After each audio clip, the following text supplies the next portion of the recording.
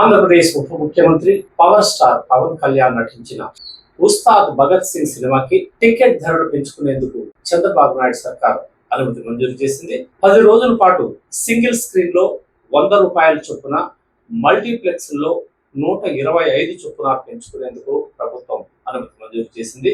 Benefits ticket ధర 500గా నిర్ణయించింది. ఈ ఉస్తాద్ భగత్ సింగ్ సినిమా ఉగాది సందర్భంగా 19వ తారీఖున విడుదలై ప్రేక్షకుల ముందుకు రానుంది. పవన్ కళ్యాణ్ సినిమా కోసము ఆయన అభిమానులు ఎప్పటి నుంచో పెద్ద ఎత్తున ఎదురు చూస్తున్నారు.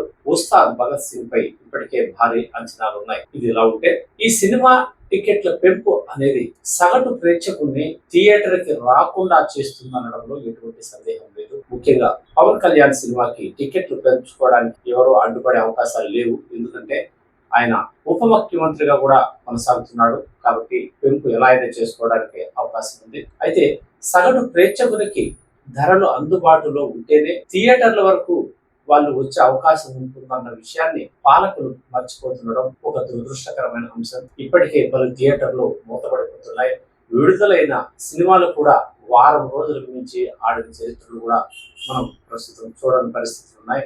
ఈ నేపథ్యంలో సినిమా టికెట్లు ధరలు తగ్గించి సగటు ప్రేక్షకులు థియేటర్కి రప్పిస్తే థియేటర్లతో పాటు అనుబంధ రంగాలు కూడా బ్రతికే అవకాశం ఉంది. ఈ పరిస్థితులు పక్కన పెట్టి ప్రభుత్వాలు పెద్ద ఎత్తున టికెట్ ధరలు పెంచేందుకు అవకాశం కల్పిస్తూ సగటు ప్రేక్షకుని సినిమాకు దూరం చేస్తున్నారని చెప్పక తప్పని పరిస్థితి.